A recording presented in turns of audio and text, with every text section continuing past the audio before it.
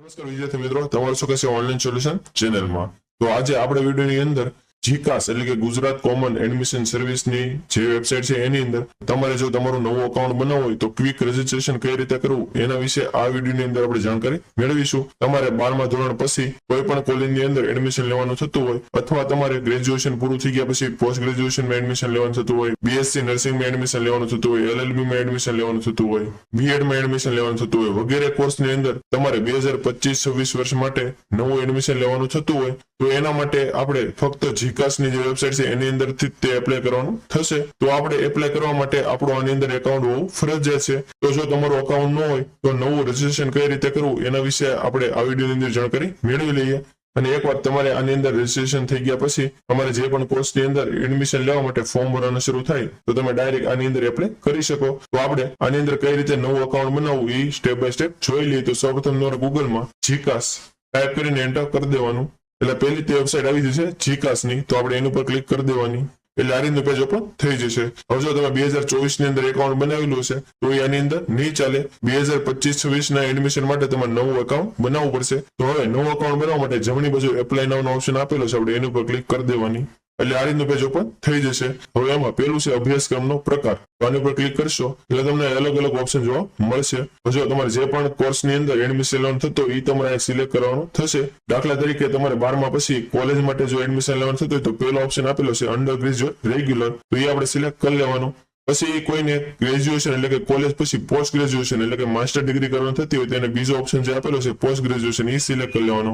પછી કોઈને BSc nursing કરવાનું હોય તો એ ઓપ્શન આપેલો છે, એલએલબી નો ઓપ્શન આપેલો છે, બીએડ નો ઓપ્શન આપેલો છે, એ રીતે અલગ અલગ ઓપ્શન આપેલા છે। અને જો કોઈને બાબા સાહેબ આંબેડકર ઓપન યુનિવર્સિટીની અંદર એડમિશન થતું હોય તો એનો પણ અલગથી ઓપ્શન આપેલો છે। એટલે તમારે જે પણ કોર્સ માટે એપ્લાય કરવાનું થતું હોય સિલેક્ટ કરી લેવાનું। અત્યારે આપણે એક્ઝામ્પલ તરીકે કોઈ પણ સિલેક્ટ કરી લેવી। પછી આ છે આપાર આઈડી અથવા એબીસી આઈડી, જો તમારે આ એબીસી આઈડી હોય તો તમારે એન્ટર કરી દેવાનું, અને નહીં એન્ટર કરો તો પણ ચાલશે, કે ફરજિયાત નથી। અને એબીસી આઈડી કઈ રીતે જનરેટ કરવું એનો આપણે અલગથી વિડીયો બનાવેલો છે, એ તમને આપણી ચેનલ ઉપર મળી રહેશે।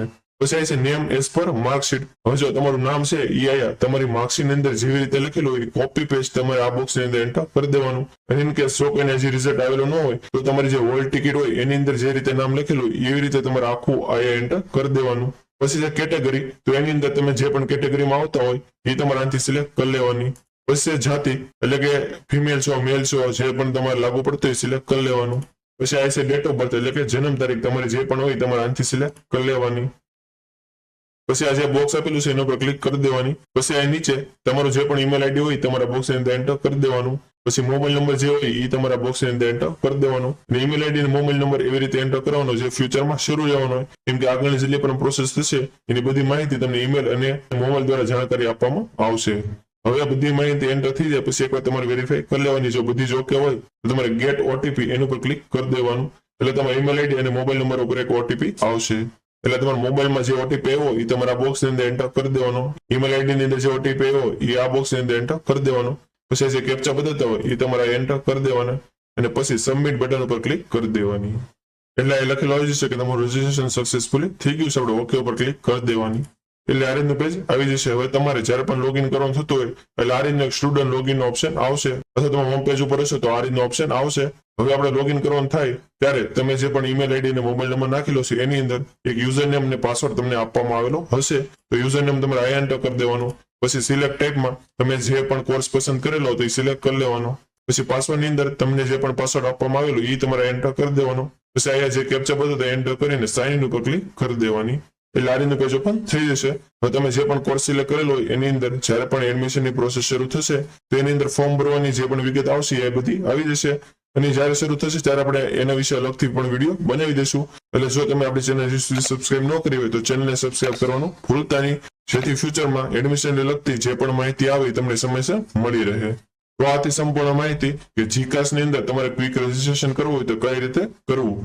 હજી જો તમને કંઈ ખ્યાલ ન હોય અથવા તમને કંઈ મુશ્કેલી હોય તો તમે કોમેન્ટ બોક્સમાં જણાવી શકો છો, આપણે 100% આન્સર આપીશું। અને આ વિડીયો જો તમને સારો લાગ્યો તો વિડીયોને લાઈક કરી દેજો અને મેક્સિમમ લોકો સુધી શેર કરજો, જેથી બધા લોકોને આની વિશે માહિતી મળી રહે। અને આપણે ટેલિગ્રામ અને વોટ્સએપમાં પણ ચેનલ છે એની અંદર જો તમે જોડેલા ન હો તો નીચે ડિસ્ક્રિપ્શનમાં લિંક આપેલી છે એના પર ક્લિક કરીને તમે એમાં જોડાઈ શકો છો, જેથી આવી જ માહિતી તમને સમયસર મળી રહે। તો આજ માટે બસ એટલું જ, મળશું આપણે નેક્સ્ટ વિડીયોમાં, ત્યાં સુધી બધાને જય હિન્દ।